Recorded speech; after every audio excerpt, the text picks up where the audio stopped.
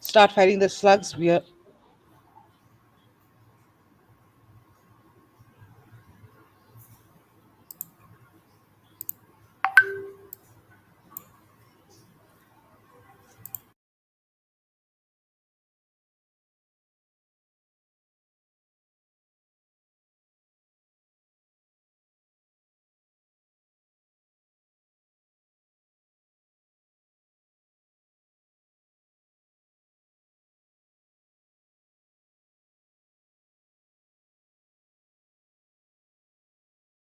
moment to express my empathy for those who had to bear adverse health and economic effects of the pandemic.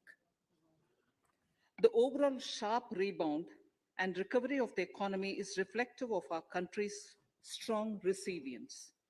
India's economic growth in the current year is estimated to be 9.2%, highest among all large economies. I recognize we are in the midst of an Omicron wave with high incidence but milder symptoms. Further, the speed and coverage of our vaccination campaign has helped greatly. With an accelerated improvement of health infrastructure in the past 2 years, we are in a strong position to withstand challenges. I am confident that with Sabka Prayas, we will continue our journey with strong growth. Honorable Speaker, we are marking Azadi Ka Amrit Mahotsav and have entered into Amrit Kal, the 25-year-long lead up to India at 100. Honorable Prime Minister, in his Independence Day address, had set out the vision for India at 100.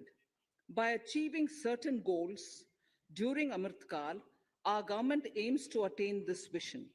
They are complementing the macroeconomic level growth focus with a microeconomic level all inclusive welfare focus, promoting digital economy and fintech, technology enabled development, energy transition, and climate action, and relying on virtuous cycle starting from private investment with public capital investment, helping to crowd in private investment.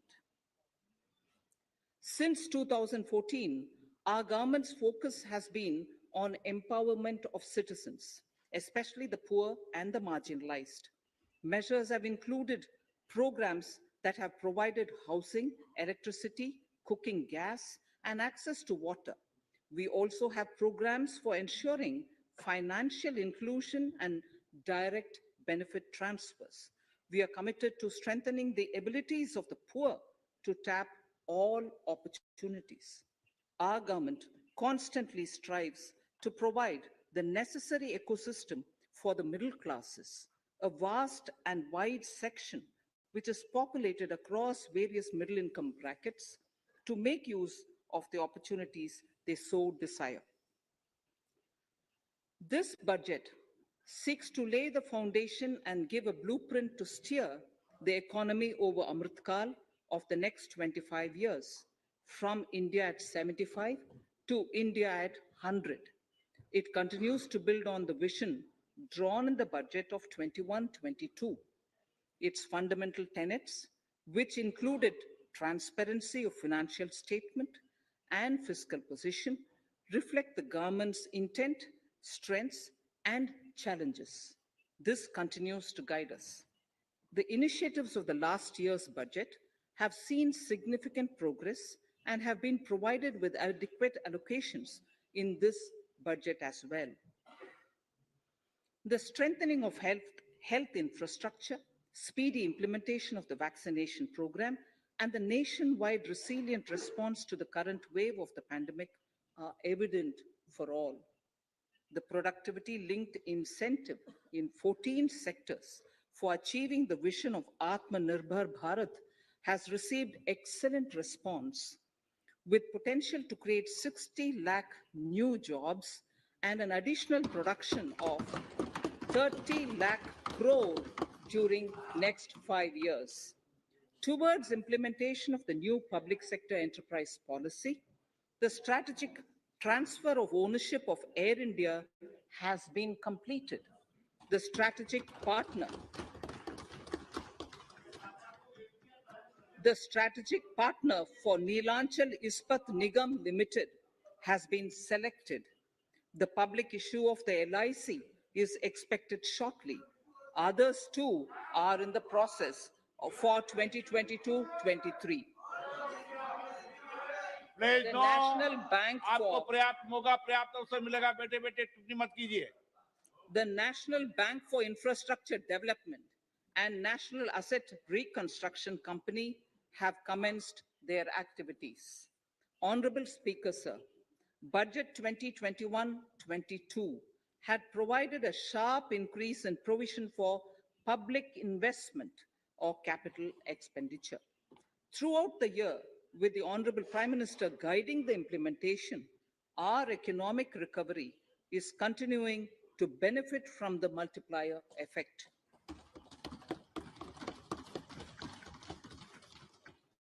This budget continues to provide impetus for growth.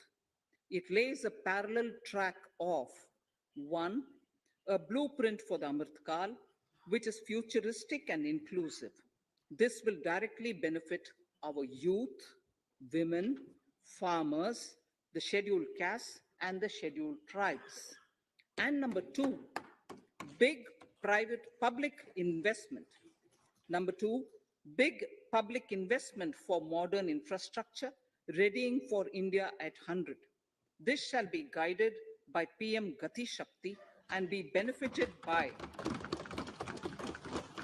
the synergy of multimodal approach.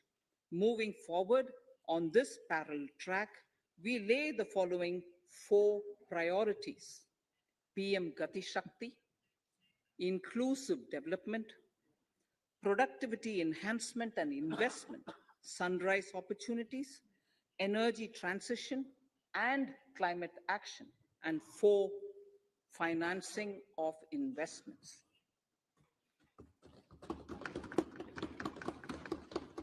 PM Gati Shakti. PM Gati Shakti is a transformative approach for economic growth and sustainable development. The approach is driven by seven engines, namely roads, railways, airports, ports, mass transport, waterways, and logistics infrastructure. All seven engines will pull forward the economy in unison. These engines are supported by the complementary roles of energy transmission, IT communication, bulk water and sewerage, and social infrastructure. Finally, the approach is powered by clean energy and Sabka Prayas, the efforts of the central government, the state governments, and the private sector together, leading to a huge job and entrepreneurial opportunities for all, especially the youth. PM Gati Shakti Master Plan, National Master Plan, the scope of PM Gati Shakti National Master Plan will encompass the seven engines for economic transformation, seamless multimodal connectivity, and logistics efficiency. It will also include the infrastructure development by the state governments as per Gati Shakti Master Plan. The focus will be on planning, financing, including through innovative ways, use of technology, and speedier implementation. The projects pertaining to these seven engines in the national infrastructure pipeline will be aligned with PM Gati Shakti framework. The touchstone of the master plan will be world-class modern infrastructure and logistics synergy among different modes of movement, both of people and goods, and location of projects. This will help raise the productivity and accelerate economic growth and development. Road transport. PM Gati Shakti Master Plan for expressways will be formulated in 22-23 to facilitate faster movement of people and goods. The national highways network will be expanded by 25,000 kilometers in 2022-23. 20,000 crores of rupees will be mobilized through innovative ways of financing to complement the public resources. The data exchange among all mode operators will be brought on unified logistics interface platform designed for application programming interface. This will provide for efficient movement of goods, through different modes, reducing logistics cost and time, assisting just-in-time inventory management, and in eliminating tedious documentation. Most importantly, this will provide real-time information to all stakeholders and improve international competitiveness. Open source mobility stack for organizing seamless travel of passengers will also be facilitated. Contracts for implementation of multimodal logistic parks at 4 locations through PPP mode will be awarded in 22-23. Railways will develop new products and efficient logistics services for small farmers and small and medium enterprises, besides taking the lead in integration of postal and railways network to provide seamless solutions for movement of parcels. One station, one product concept will be popularized to help local businesses and supply chains. As a part of Atmanirbhar Bharat, 2,000 kilometers of network will be brought under Kavach, the indigenous world-class technology for safety and capacity augmentation in 2022-23. 400 new generation Vande Bharat trains will better energy efficiency and passenger riding experience will be developed and manufactured during the next 3 years. 100 PM Gati Shakti cargo terminals for multimodal logistics facilities will be developed during the next 3 years. Innovative ways of financing and faster implementation will be encouraged for building metro systems of appropriate type at scale. Multimodal connectivity between mass urban transport and railway stations will be facilitated on priority. Design of metro systems, including civil structures, will be reoriented and standardized for Indian conditions and needs. Parvatmala, as a preferred ecologically sustainable alternative to conventional roads in difficult hilly areas, National Ropeways Development Program will be taken up on PPP mode. The aim is to improve connectivity and convenience for commuters, besides promoting tourism. This may also cover congested urban areas where conventional mass transit system is not feasible. Contracts for 8 such ropeway projects for a length of 60 kilometers will be awarded in 22-23.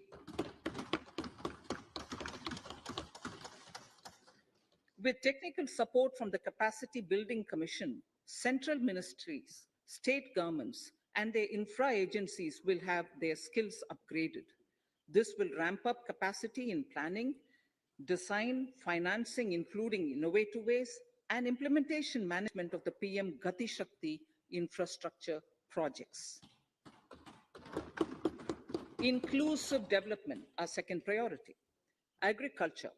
The procurement of wheat in Rabi 21-22 and the estimated procurement of paddy in Kharif 21-22 will cover 1,208 lakh metric tons of wheat and paddy from 163 lakh farmers and 2.37 lakh crores will be the direct payment of MSP value to their accounts.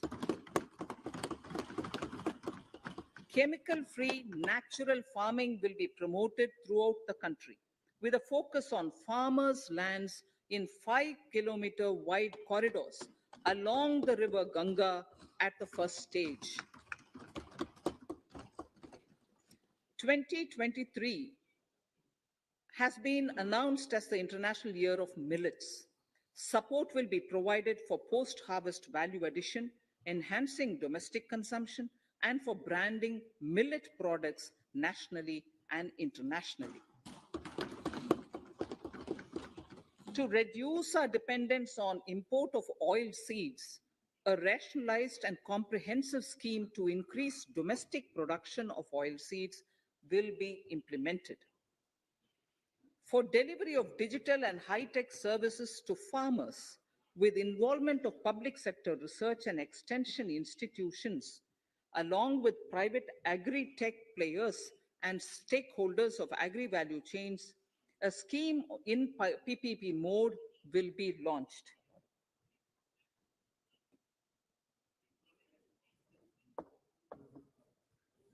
Use of Kisan drones will be promoted for crop assessment, digitization of land records, spraying of insecticides and nutrients.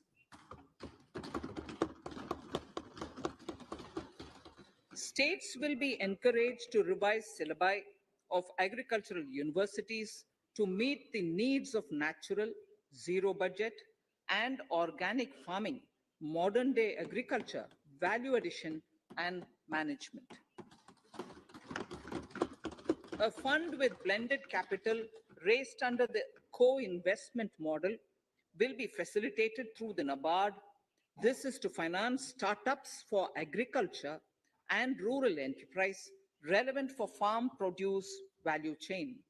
The activities of these startups will include inter alia, support for FPOs, machinery for farmers on rental basis at farm level, and technology including IT-based support. The implementation of the Kane Betwa Link project at an estimated cost of 44,605 crores will be taken up. This is aimed at providing irrigation benefits to 9.0 lakh hectare of farmers' lands, drinking water supply to 62 lakh people, 103 megawatt of hydro, 27 megawatt of solar power, allocations of 4,300 crores of rupees in the RE 21-22 and 1,400 crores of rupees in 22-23 have been made for this project. Honorable Speaker, sir, draft DPRs for 5 river links, namely Daman Ganga Pinjal, Partapi Narmada, Godavari Krishna, Krishna Pennar, and Pennar Kaveri have been finalized. Once a consensus is reached among the beneficiary states, the center will provide support for their implementation. For farmers to adopt suitable varieties of fruits and vegetables and to use appropriate production and harvesting techniques, our government will provide a comprehensive package with participation of state governments. MSMEs, Udyam, eShram, NCS, and ASEEM portals will be interlinked. Their scope will be widened. They will now perform as portals with live organic databases, providing G2C, B2C, and B2B services. These services will relate to credit facilitation, skilling, and recruitment with an aim to further formalize the economy and enhance entrepreneurial opportunities for all. Emergency Credit Line Guarantee Scheme has provided the much needed additional credit to more than 130 lakh MSMEs. This has helped them mitigate the adverse impact of the pandemic.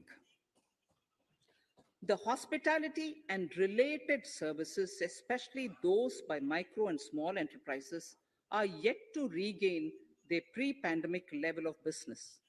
Considering these aspects, the ECLGS will be extended up to March 2023, and its guarantee cover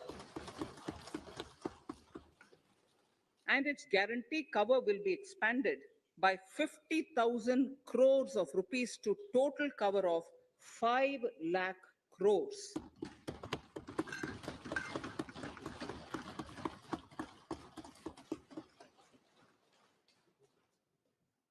With the additional amount being earmarked, exclusively for the hospitality and related sectors. Credit Guarantee Trust for Micro and Small Enterprises, CGTMSE, scheme will be revamped with required infusion of funds. This will facilitate additional credit of 2 lakh crore for micro and small enterprises and expand employment opportunities.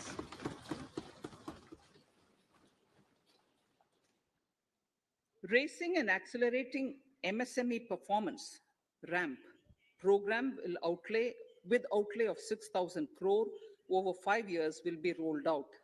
This will help MSME sector become more resilient, competitive, and efficient.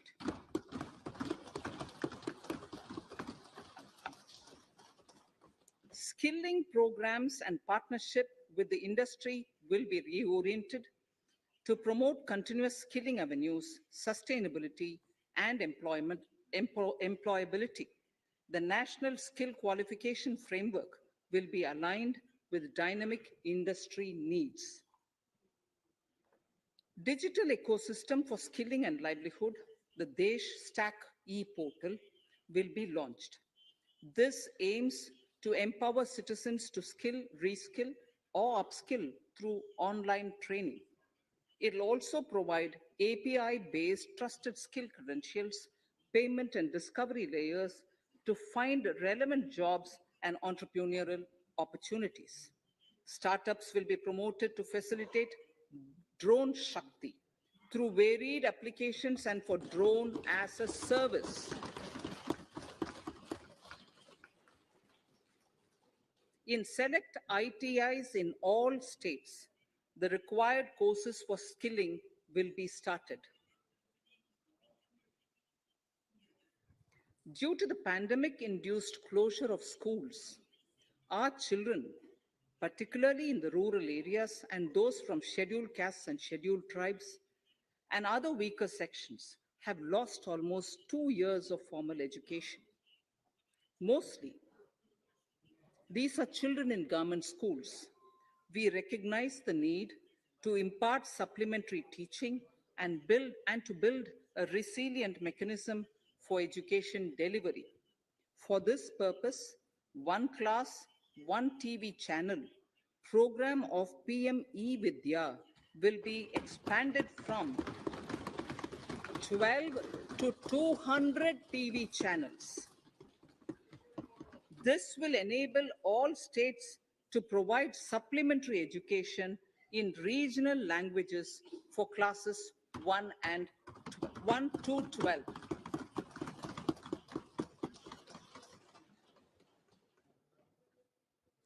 High quality e-content in all spoken languages will be developed for delivery via internet, mobile phones, TV, and through radio and digital teachers. A competitive mechanism for development of quality e-content by the teachers will be set up to empower and equip them with digital tools of teaching and facilitate better learning outcomes. A digital university will be established to provide access to students across the country for world-class quality universal education with personalized learning experience at their doorsteps. This will be made available in different Indian languages and ICT formats. The university will be built on a networked hub and spoke model, with the hub building cutting edge ICT expertise. The best public universities and institutions in the country will collaborate as a network of hub and spoke. An open platform for the national digital health ecosystem will be rolled out. It will consist of digital registries of health providers and health facilities, unique health identity, consent framework with and universal access to health facilities. The pandemic has accentuated mental health problems in people of all ages. To better the access to quality mental health counseling and care services, a national tele-mental health program will be launched. This will include a network of 23 mental health centers of excellence, with NIMHANS being the nodal center, and International Institute of Information Technology, Bangalore, Triple IT Bangalore, providing technology support. Recognizing the importance of Nari Shakti as the harbinger of our bright future and for women led development, during the Amrit Kal, our government has comprehensively revamped the schemes of the Ministry of Women and Child Development. Accordingly, three schemes, namely Mission Shakti, Mission Vatsalya, Saksham Anganwadi, and Poshan 2.0, were launched recently to provide integrated benefits to women and children. Saksham Anganwadis are a new generation Anganwadis that have better infrastructure and audio visual aids, powered by clean energy and providing improved environment for early childhood development. 2 lakh Anganwadis will be upgraded under this scheme. Current coverage of Har Ghar Nal Se Jal is 8.7 crores. Of this, 5.5 crore households were provided tap water in last 2 years itself. Allocation of 60,000 crores of rupees has been made with an aim to cover 3.8 crore households in 2022 and 23. In 22-23, 80 lakh houses will be completed for the identified eligible beneficiaries of the PM Awas Yojana, both rural and urban. 48,000 crores is allotted for this purpose. The central government will work with the state governments for reduction of time required for all land and construction related approvals, for promoting affordable housing for middle class and for the economically weaker sections in urban areas. We shall also work with the financial sector regulators to expand access to capital along with reduction in cost of intermediaries. A new scheme, Prime Minister's Development Initiative for the Northeast, will be implemented through the Northeastern Council. It will fund infrastructure in the spirit of PM Gati Shakti and social development projects based on felt needs of the Northeast. This will enable livelihood activities for youth and women, filling the gaps in various sectors. It will not be a substitute for existing central or state schemes. While the central ministries may also post their candidate projects, priority will be given to those posted by the states. An initial allocation of 1,500 crores of rupees will be made, and the initial list of projects is given in Annexure 1 of my speech. Our vision to improve the quality of life of citizens in the most backward districts of the country through aspirational districts program has been translated into reality in a very short span of time. 95% of those 112 districts have made significant progress in key sectors such as health, nutrition, financial inclusion, and basic infrastructure. They have surpassed even some of the state average values.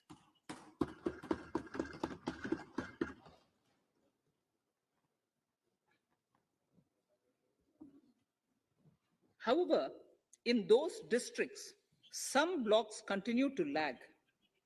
In 22-23, the program will focus on such blocks in those districts. Border villages with sparse population, limited connectivity, and infrastructure often get left out from the development gains. Such villages on the northern border will be covered under a new Vibrant Villages program.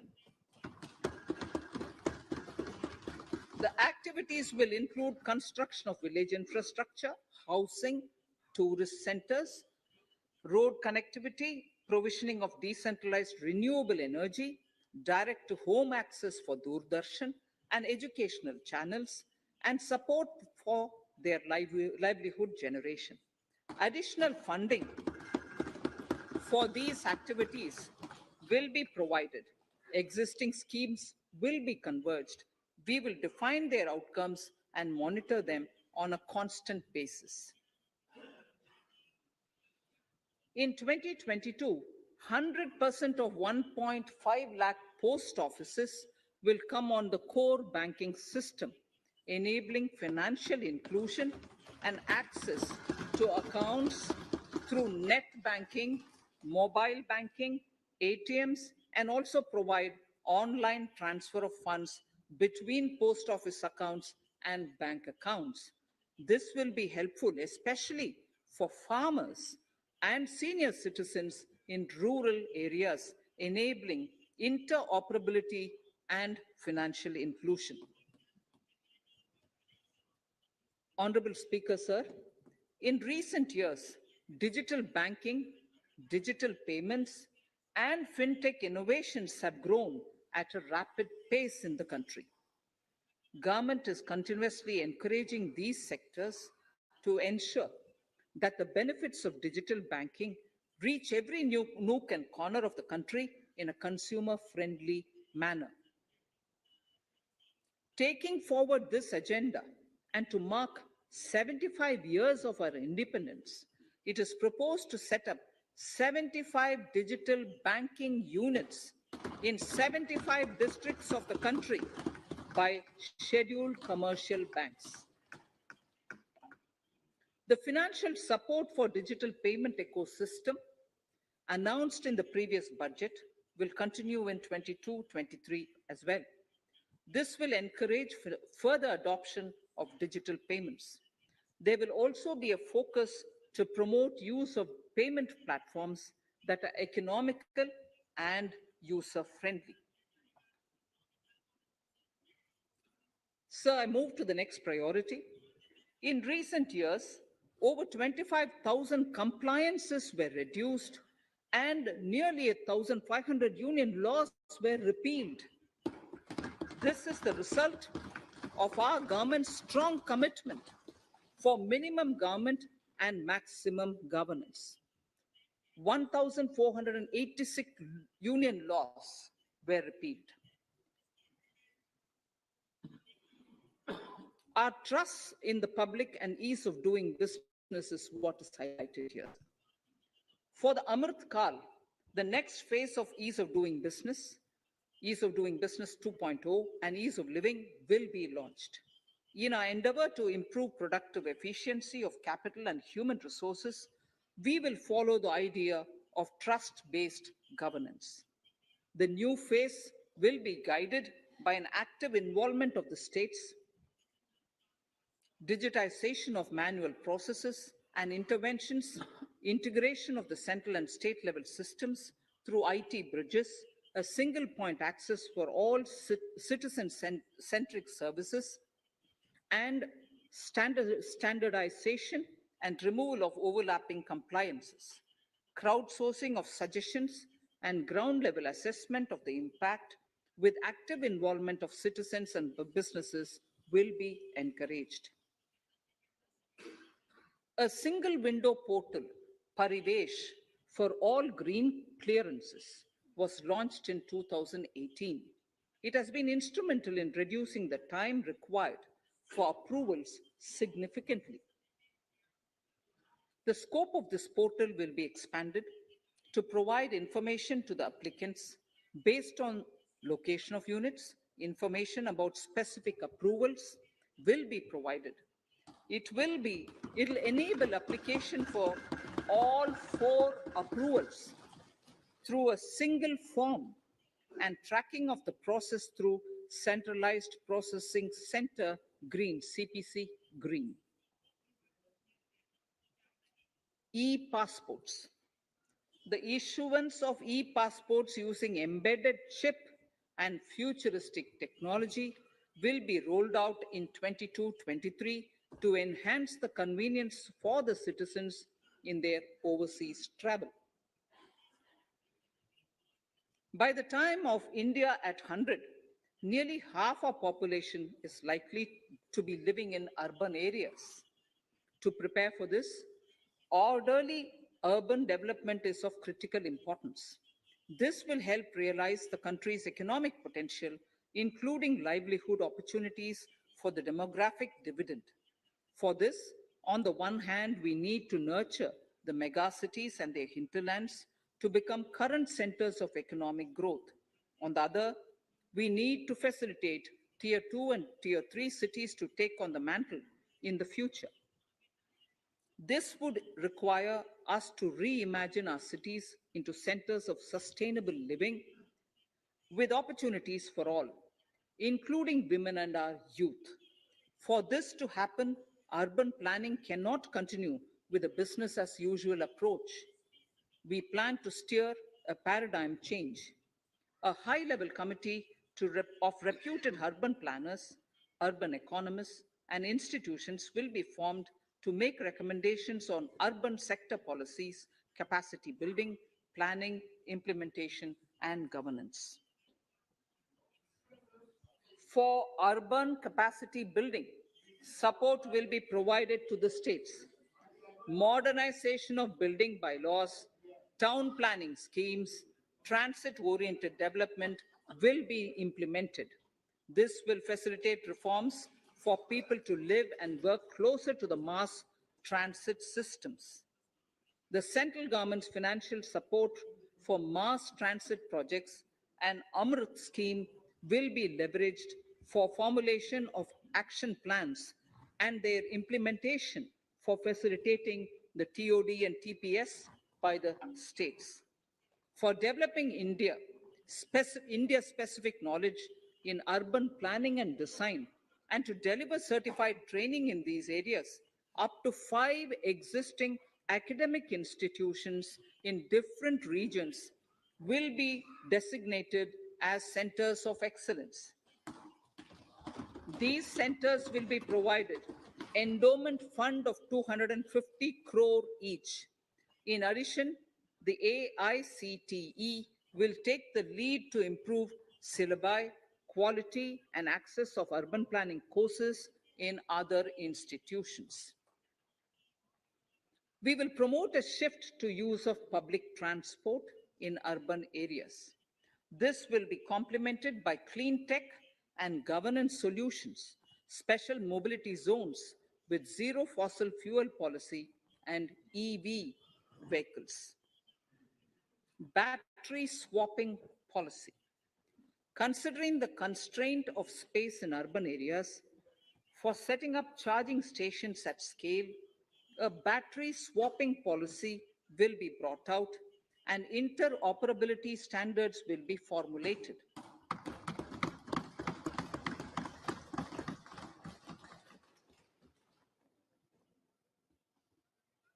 The private sector will be encouraged to develop sustainable and innovative business models for battery or energy as a service. This will improve efficiency in the EV ecosystem. Efficient use of land resources is a strong imperative. States will be encouraged to adopt unique land parcel identification number to facilitate IT-based management of records. The facility for transliteration of land records across any of the Schedule 8 languages will also be rolled out. The adoption of linkage with National Generic Document Registration System, NGDRS, with the One Nation, One Registration software will be promoted as an option for uniform process of registration and anywhere registration of deeds and documents. Necessary amendments in the code IBC will be carried out to enhance the efficiency of the resolution process and facilitate cross-border insolvency resolution. Accelerated corporate exit. Several IT based systems have been established for accelerated registration of new companies. Now, the Center for Processing Accelerated Corporate Exit, CPACE, will process re engineering, will be established to facilitate and speed up the voluntary winding up of these companies from the currently required 2 years to less than 6 months. Government procurement. Government rules have recently been modernized for the needs of Amritkal. The new rules have benefited from the inputs from various stakeholders. The modernized rules allow use of transparent quality criteria besides cost and evaluation of complex tenders.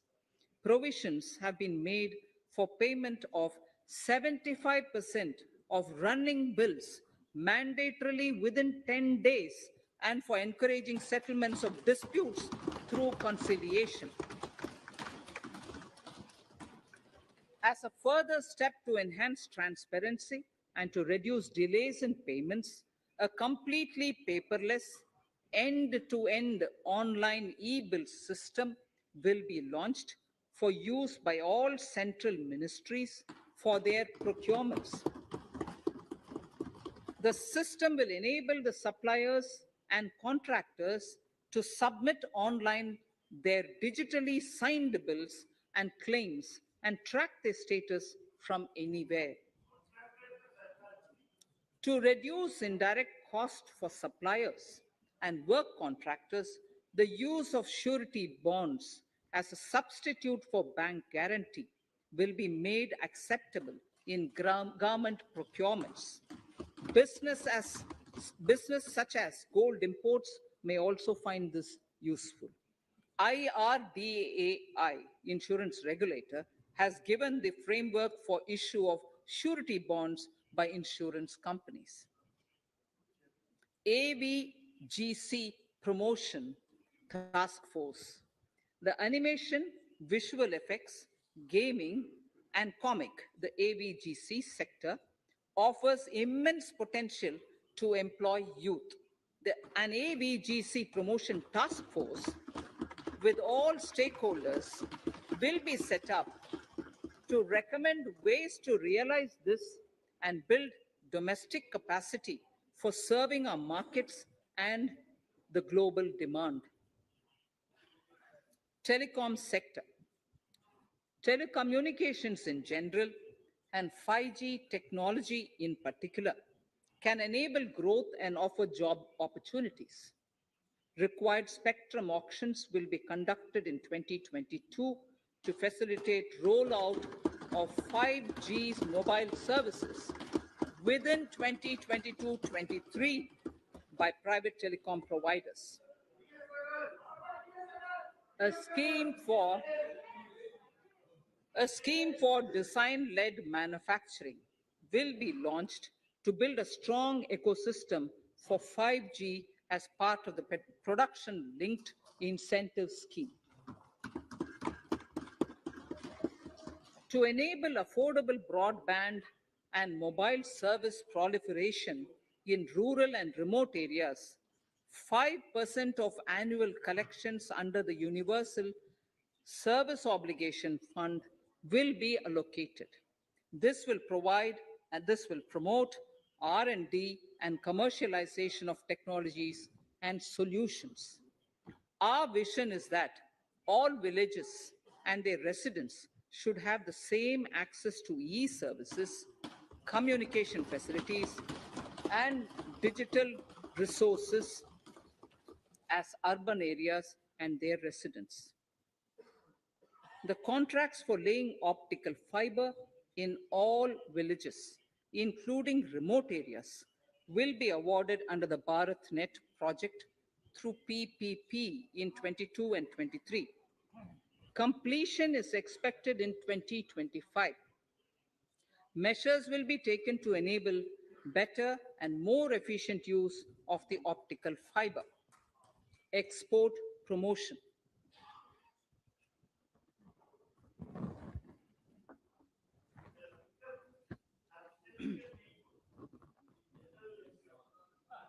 The Special Economic Zones Act will be replaced with a new legislation that will enable the states to become partners in development of enterprise and service hubs.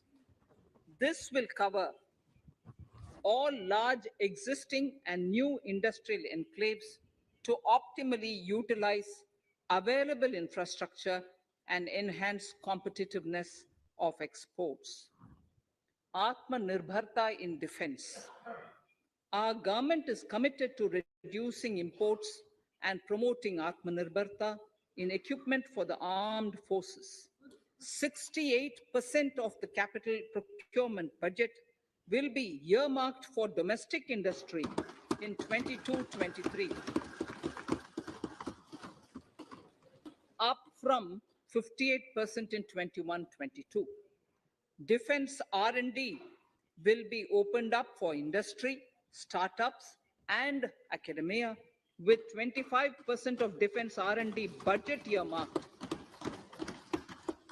Private industry will be encouraged to take up design and development of military platforms and equipment in collaboration with DRDO and other organizations through SPV model. An independent nodal umbrella body will be set up for meeting wide-ranging testing and certification requirements. Artificial intelligence, geospatial systems and drones, semiconductor and its ecosystem, space economy, genomics and pharmaceuticals, green energy and clean mobility systems have immense potential to assist sustainable development at scale and modernize the country. They provide employment opportunities for our youth and make Indian industry more efficient and competitive. Supportive policies, light touch regulations, facilitative actions to build domestic capacities, and promotion of research and development will guide the government's approach for R&D in the sunrise opportunities. In addition to efforts of collaboration among academia, industry, and public institutions, government contribution will be provided. Energy transition and climate change. The risks of climate change are the strongest negative externalities that affect India and other countries. As Honorable Prime Minister said at the COP26 summit in Glasgow last November, and I quote, "What is needed today is mindful and deliberate utilization instead of mindless, destructive consumption," unquote. The low carbon development strategy, as enunciated in the Panchamrit that he announced is an important reflection of our government's strong commitment towards sustainable development. The strategy opens up huge employment opportunities and will take the country on a sustainable development path. This budget proposes several near-term and long-term actions accordingly. Solar power. To facilitate domestic manufacturing for the ambitious goal of 280 gigawatts of installed solar capacity by 2030, an additional allocation of 19,500 crores for PLI, production-linked incentive, for manufacturing of high-efficiency modules with priority to fully integrate manufacturing units from polysilicon to solar PV modules will be made. Honorable Speaker, sir, the circular economy transition is expected to help in productivity enhancement as well as creating large opportunities for new businesses and jobs. The action plans for 10 sectors such as electronic waste, end-of-life vehicles, used oil waste, toxic and hazardous industrial waste are already ready. The focus will now be on addressing important cross-cutting issues of infrastructure, reverse logistics, technology upgradation, and integration with informal sector. This will be supported by active public policies covering regulations, extended producers' responsibilities, framework, and innovation facilities. 5 to 7% biomass pellets will be co-fired in thermal power plants, resulting in carbon dioxide savings of 38 MMT annually. This will also provide extra income to farmers and job opportunities to locals and help avoid stubble burning in agricultural fields. Saving energy is an important aspect of the energy management. Hence, energy efficiency and savings measures will be promoted. This will be done in large commercial buildings through the energy service company business model. It will facilitate capacity building and awareness for energy audits, performance contracts, and common measurement of and verification protocol.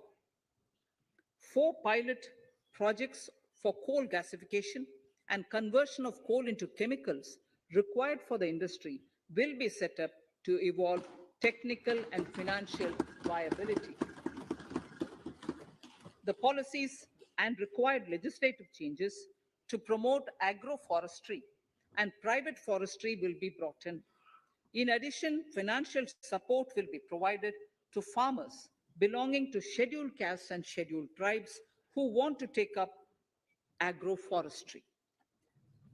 Honorable Speaker, I now move to the fourth priority, financing of investments.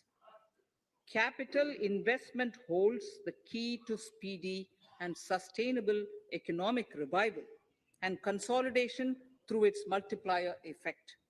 Capital investment also helps in creating employment opportunities, induced enhanced demand for manufactured input from large industries and MSMEs, services from professionals, and help farmers through better agri infrastructure.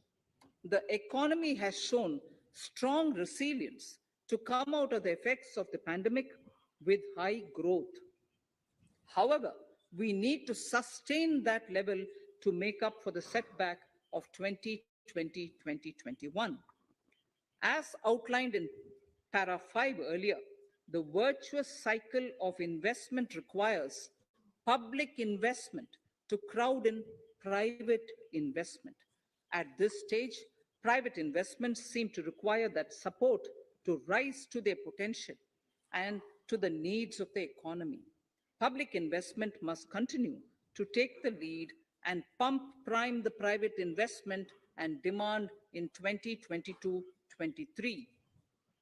Considering the above imperative, the outlay for capital expenditure in the union budget is once again being stepped up sharply by 35.4% from 5.54 lakh crore in the current year to 7.50 lakh crores in 22-23. This has increased to more than 2.2 times the expenditure of 2019-20. This outlay in 22-23 will be 2.9% of the GDP. Effective capital expenditure with this investment taken together with the provision made for creation of capital assets through grants and aid to states, the effective capital expenditure of the central government is estimated at 10.68 lakh crores in 22-23, which will be about 4.1% of the GDP. Green bonds. As a part of the government's overall market borrowings in 22-23, sovereign green bonds will be issued for mobilizing resources for green infrastructure. The proceeds will be deployed in public sector projects, which help in reducing the carbon intensity of the economy. Gift IFSC. World-class foreign universities and institutions will be allowed in the gift city to offer courses in the financial management, fintech, science, technology, engineering, and mathematics free from domestic regulations, except those by the IFSCA to facilitate availability of high-end human resources for financial services and technology. An international arbitration center will be set up in the gift city for timely settlement of disputes under international jurisprudence. Services, services for global capital for sustainable and climate finance in the country will be facilitated in the gift city. Infrastructure status. Data centers and energy storage systems, including dense charging infrastructure and grid scale battery systems, will be included in the harmonized list of infrastructure. This will facilitate credit availability for digital infrastructure and clean energy storage.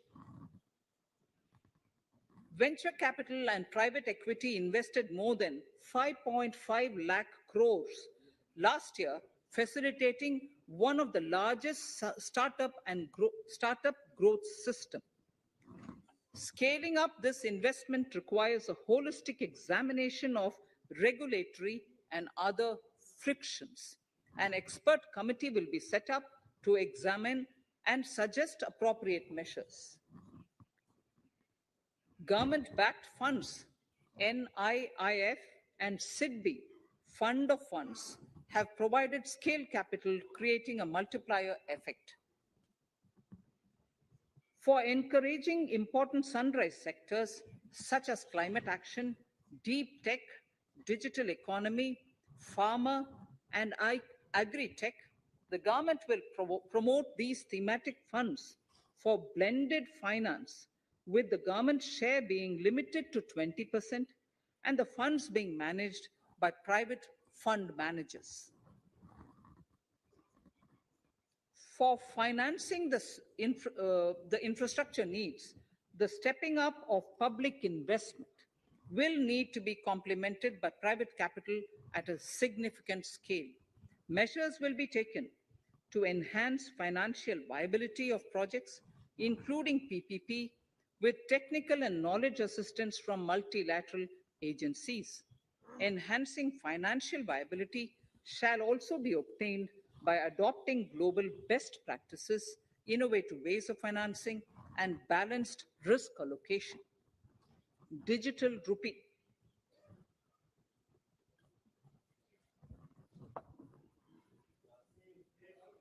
Introduction of a central bank digital currency will give a big boost to digital economy.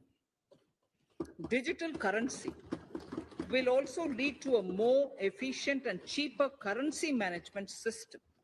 It is therefore proposed to introduce digital rupee using blockchain and other technologies to be issued by the Reserve Bank of India starting 2022 and 23.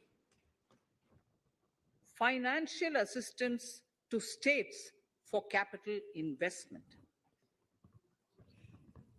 Reflecting the true spirit of cooperative federalism, the central government is committed to bolstering the hands of the states in enhancing their capital investment towards creating productive assets and generating remunerative employment.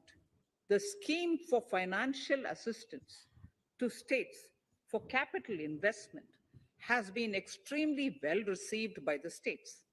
In deference to the requests received during my meeting with the chief ministers and state finance ministers, the outlay for this scheme is being enhanced from 10,000 crores in the budget estimates to 15,000 crores in the revised estimates for the current year.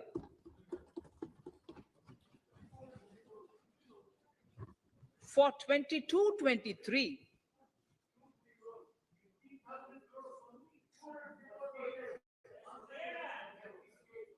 I'll repeat that sentence for the benefit of many of our honorable members. In deference to the requests received during my meeting with chief ministers and state finance ministers, the outlay for this scheme is being enhanced from 10,000 crores in the BE to 15,000 crores, 15,000 crores in the RE of the current year. For 22-23, the allocation is 1 lakh crores to assist the states in catalyzing the overall investments in the economy. These 50-year interest-free loans are over and above the normal borrowings allowed to the states, are over and above the normal borrowings to the states. This allocation will be used for PM Gati Shakti related and other productive capital investments of the states. It will also include components for supplemental funding for priority segments of PM Gram Sadak Yojana, including support for the state share, digitization of the economy, including digital payments and completion of OFC network, and reforms related to building bylaws, town planning schemes, transit-oriented development, and transferable development rights. In 22-23, in accordance with the recommendations of the 15th Finance Commission, the states will be allowed a fiscal deficit of 4% of the GSDP, of which 0.5% will be tied to power sector reforms, for which the conditions have already been communicated in 21-22. Fiscal management. As against a total expenditure of 34.83 lakh crores of rupees projected in the BE 21-22, the revised estimate is 37.70 lakh crores. The revised estimate of capital expenditure is 6.3 lakh crores of rupees. This includes an amount of 51,971 crores towards settlement of outstanding guaranteed liabilities of Air India and its other sundry commitments. Coming to the budget estimates, Honorable Speaker, sir, the total expenditure in 22-23 is estimated at 39.45 lakh crores, while the total receipts other than borrowings are estimated at 22.84 lakh crores of rupees.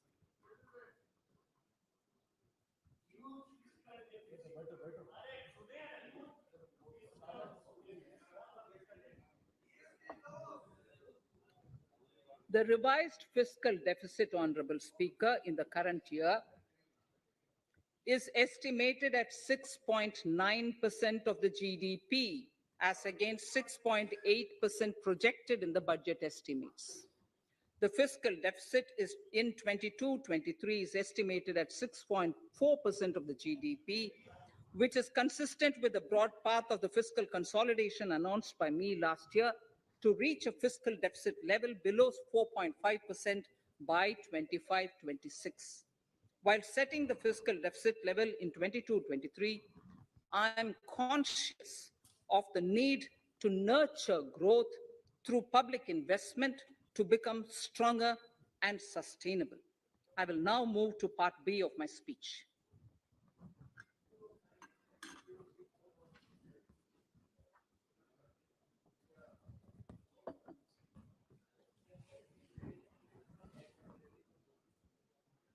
Direct tax.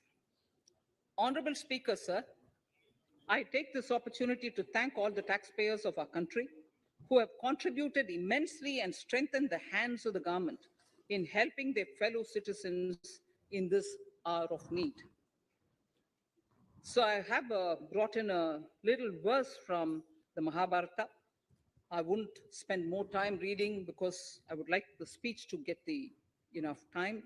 However, the substance of it is the king must make arrangements for yoga kshema, which which is the welfare of the populace, by way of abandoning any laxity and by governing the state in line with Dharma, along with collecting taxes which are in consonance with Dharma.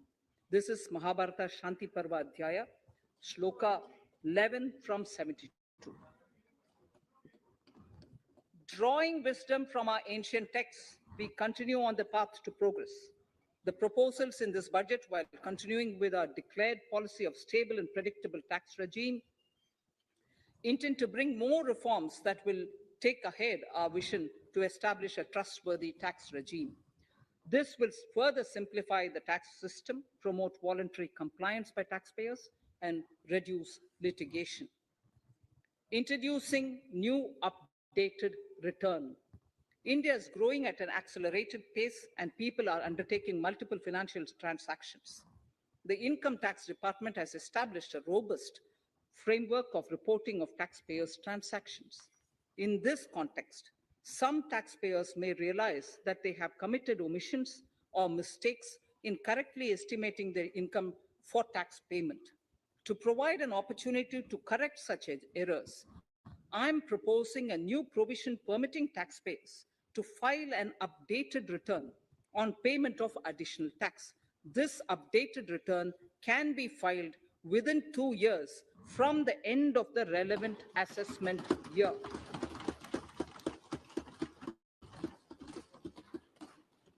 Honorable Speaker, sir, presently, if the department finds out that some income has been missed out by an assessee, it goes through a lengthy process of adjudication.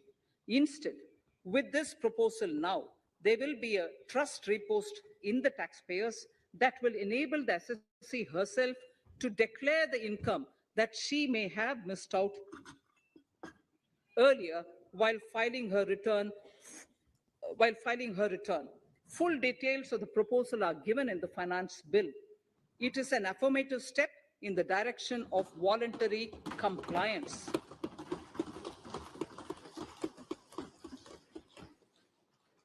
Reduced alternative minimum tax rate and surcharge for cooperatives.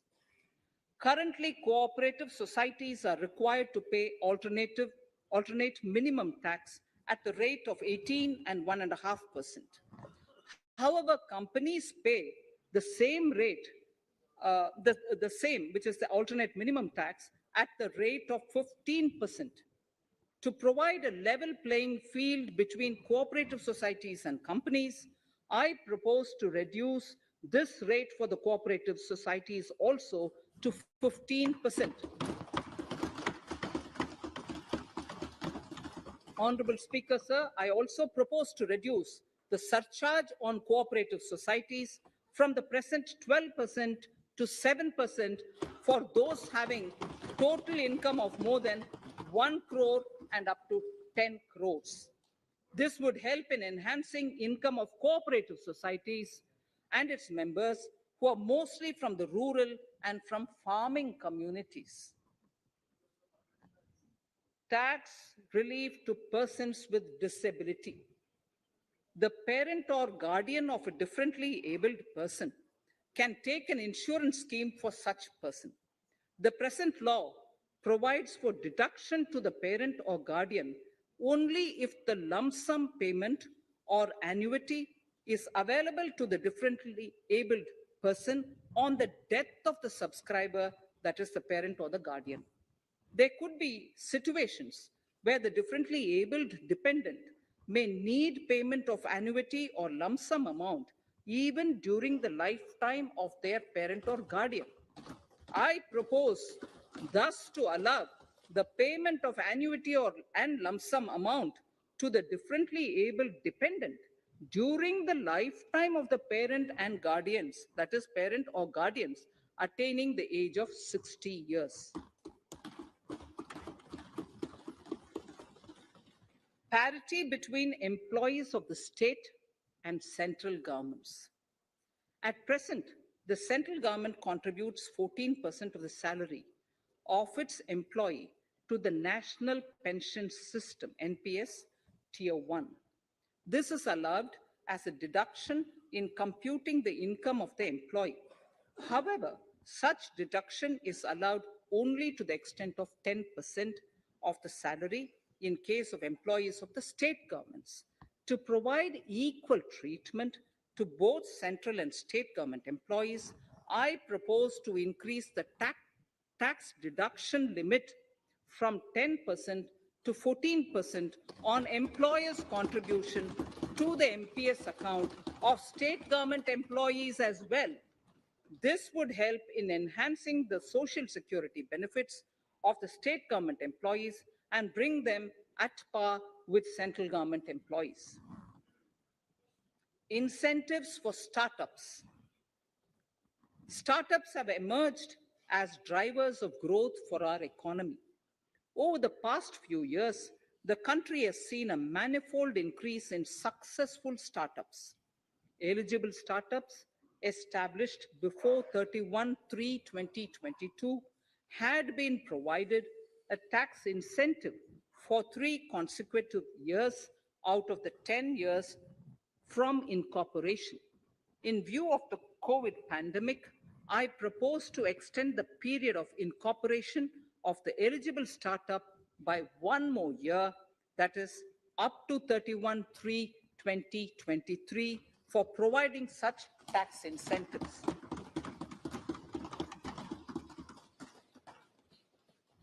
Incentives for newly incorporated manufacturing entities under concessional tax regime. In an effort to establish a global competitive business environment for certain domestic companies, a concessional tax regime of 15% was introduced by our government for newly incorporated domestic manufacturing companies.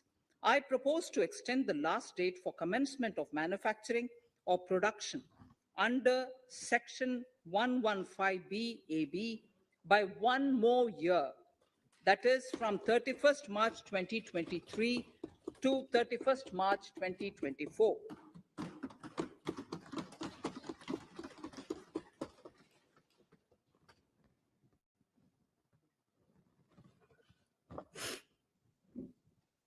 Scheme for taxation of virtual digital assets.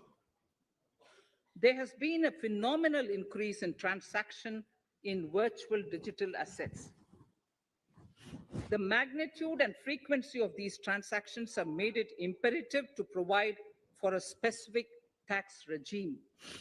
Accordingly, for the taxation of virtual digital assets, I propose to provide that any income from transfer of any virtual digital asset shall be taxed at the rate of 30%, 30%. No deduction in respect of any expenditure or allowance shall be allowed while computing such income except cost of acquisition. Further, loss from transfer of virtual digital asset cannot be set off against any other income. Further, in order to capture the transaction details, I also propose to provide for TDS on payment made in relation to transfer of virtual digital asset at the rate of 1% of such consideration above a monetary threshold. Gift of virtual digital asset is also proposed to be taxed in the hands of the recipient.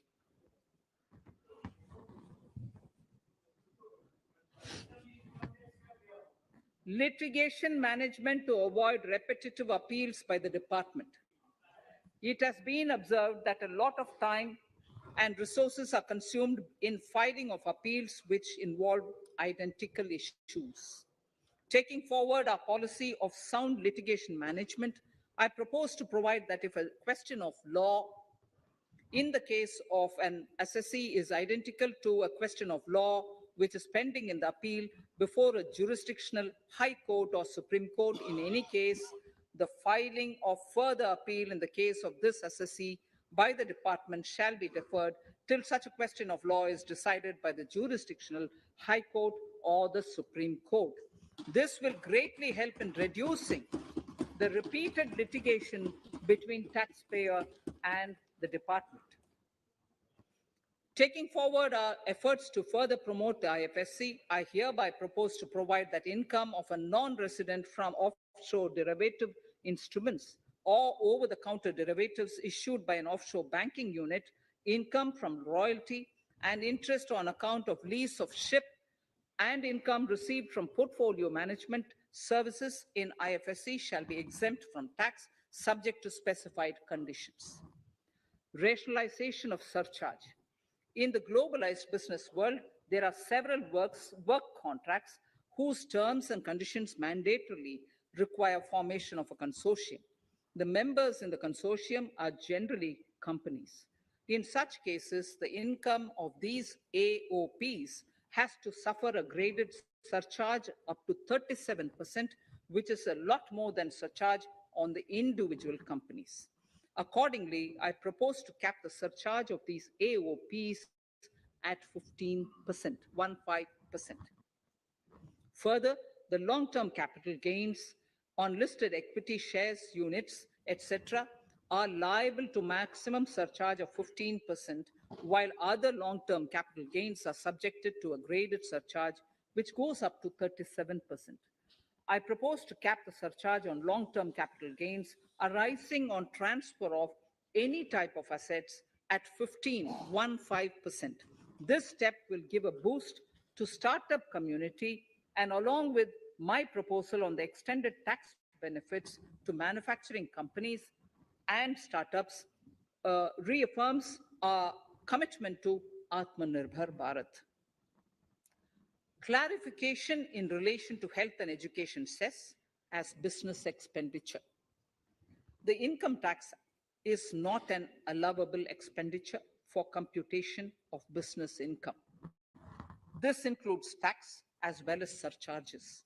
The health and education cess is imposed as an additional surcharge on the taxpayer for funding specific government welfare programs.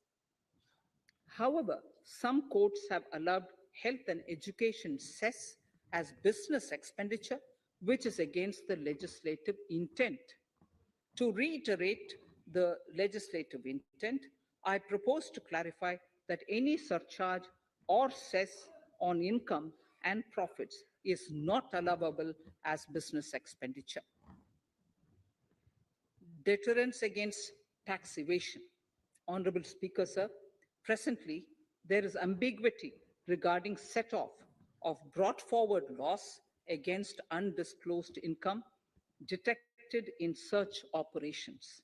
It has been observed that in many cases where undisclosed income or suppression of sales, etc., is detected, payment of tax is avoided by setting off of losses. In order to bring certainty and to increase deterrence among tax evaders, I propose to provide that no set off of any loss shall be allowed against undisclosed income detected during search and survey operations.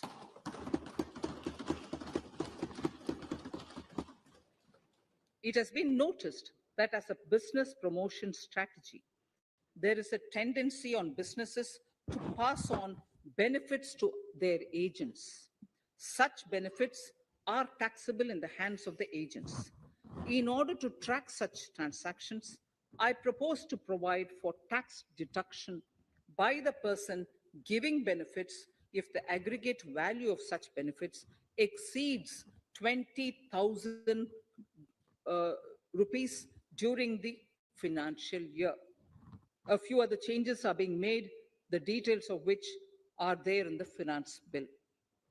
Indirect taxes.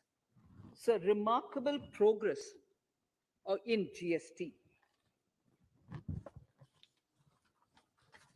GST has been a landmark reform of independent India, showcasing the spirit of cooperative federalism. While aspirations were high, there were huge challenges too. These challenges were overcome deftly and painstakingly under the guidance and the oversight of the GST Council. We can now take pride in a fully IT-driven and progressive GST regime that has fulfilled the cherished dream of India as one market, one tax. There are still some challenges remaining, and we aspire to meet them in the coming year. The right balance between facilitation and enforcement has engendered significantly better compliance, and enforcement has engendered better compliance. GST revenues are buoyant despite the pandemic. I would bring in something which I've got to know this morning, not part of my speech, but worth putting in here for the knowledge of the Honorable House. I would like to bring to the notice of this House, I would like to bring to the notice of this House that the gross GST collections for the month of January 22 are rupees 1,40,986 crores, which is the highest, since the inception of GST. This has been possible due to rapid economic growth recovery post COVID.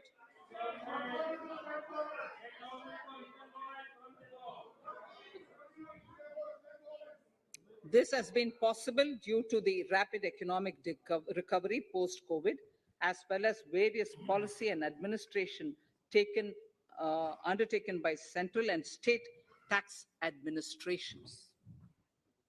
Taxpayers deserve applause for this growth. Not only did they adapt to the changes, but enthusiastically contributed to the cost of paying taxes. Special economic zones. In part A of my speech, I have referred to the proposed reforms in SEZs.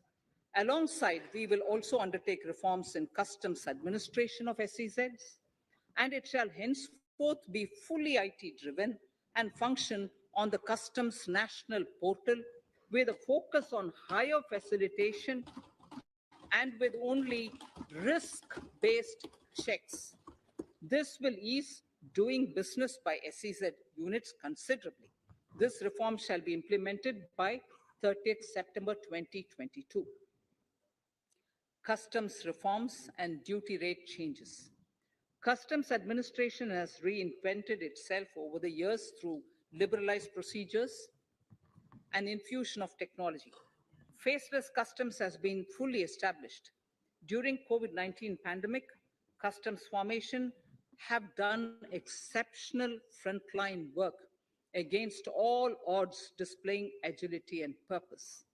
Customs reforms have played a very vital role in domestic capacity creation, providing level playing field to our MSMEs, easing the raw material supply side constraints, enhancing ease of doing business, and being an enabler to other policy initiatives such as PLI and phased manufacturing plans. My proposal on customs side are aligned to these objectives. Project imports and capital goods. National Capital Goods Policy 2016 aims at doubling the production of capital goods by 2025. This would create an employment opportunities and result in increased economic activity. However, several duty exemptions, even extending to over 3 decades, in some cases have been granted to capital goods for various sectors like power, fertilizer, textiles, leather footwear, food processing, and fertilizers. These exemptions have hindered the growth of the domestic capital goods sector. Similarly, project import duty concessions have also deprived the local producers of a level playing field in areas like coal mining projects, power generation, transmission, or distribution projects, railway and metro projects. Our experience suggests that reasonable tariffs are conducive to the growth of domestic industry and make in India without significantly impacting the cost of essential imports. Accordingly, Honorable Speaker, sir, it is proposed to phase out the concessional rates in capital goods and project imports gradually and apply a moderate tariff of 7.5%. Certain exemptions for advanced machineries that are not manufactured within the country shall continue. A few exemptions are being introduced on inputs like specialized castings, ball screw, and linear motion guide to encourage domestic manufacturing of capital goods. In the last two budgets, we have rationalized several customs exemptions. We have once again carried out an extensive consultation, including by crowdsourcing.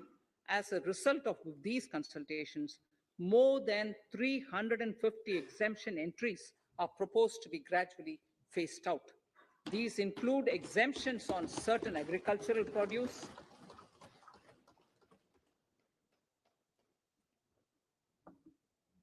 chemicals, fabrics, medical devices, and drugs, and medicines for which sufficient domestic capacity exists. Further, as a simplification measure, several concessional rates are being incorporated in the customs tariff schedule itself instead of prescribing them through various notifications. This comprehensive review will simplify the customs rate and tariff structure, particularly for sectors like chemicals, textiles, and metals, and minimize disputes. Removal of exemption on items which are or can be manufactured in India and providing concessional duties on raw material that go into manufacturing of intermediate products will go many a step forward in achieving our objective of Make in India and Atmanirbhar Bharat. I shall now take up specific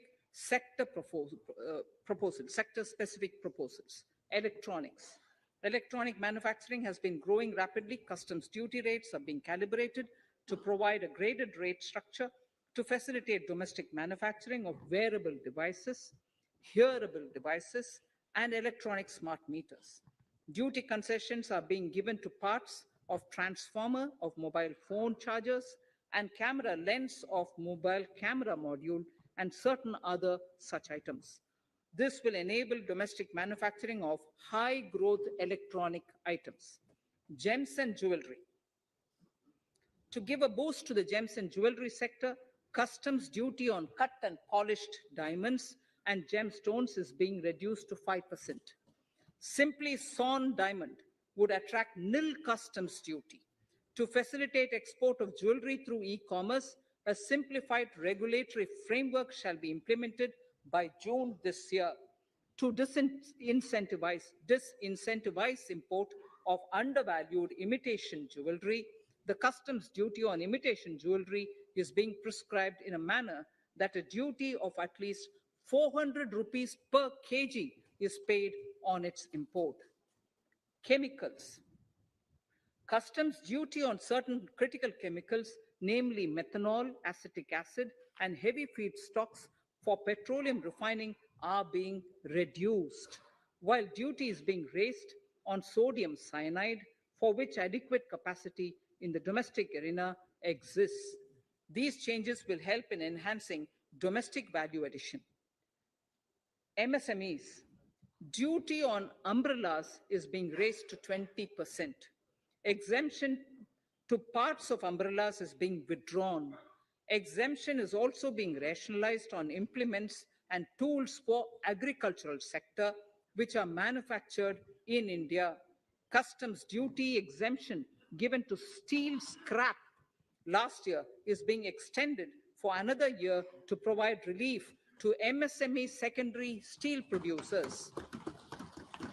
Certain anti-dumping and CVD on stainless steel and coated steel flat products, bars of alloy steel, and high-speed steel are being revoked in larger public interest considering prevailing high prices of metals. To incentivize exports, exemptions are being provided on items such as embellishment, trimmings, fasteners, buttons, zipper, lining material, specified leather, furniture fittings, and packaging boxes that may be needed by bona fide exporters of handicrafts, textiles, leather garments, leather footwear, and other goods. Honorable Speaker, sir, duty is being reduced on certain inputs required for shrimp aquaculture so as to promote its exports. Tariff measure to encourage blending of fuel. Blending of fuel is a priority for this government. To encourage the efforts for blending of fuel, unblended fuel shall attract an additional differential excise duty of rupees 2 per litre from first day of October 22.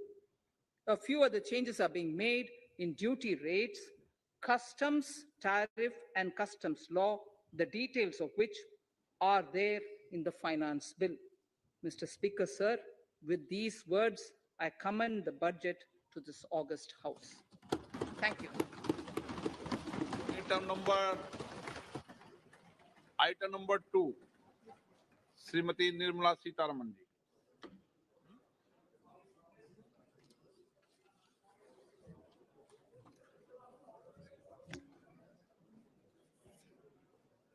Sir, with your permission, I rise to lay on the table the following statements under Section 3(1) of the Fiscal Responsibility and Budget Management FRBM Act 2003.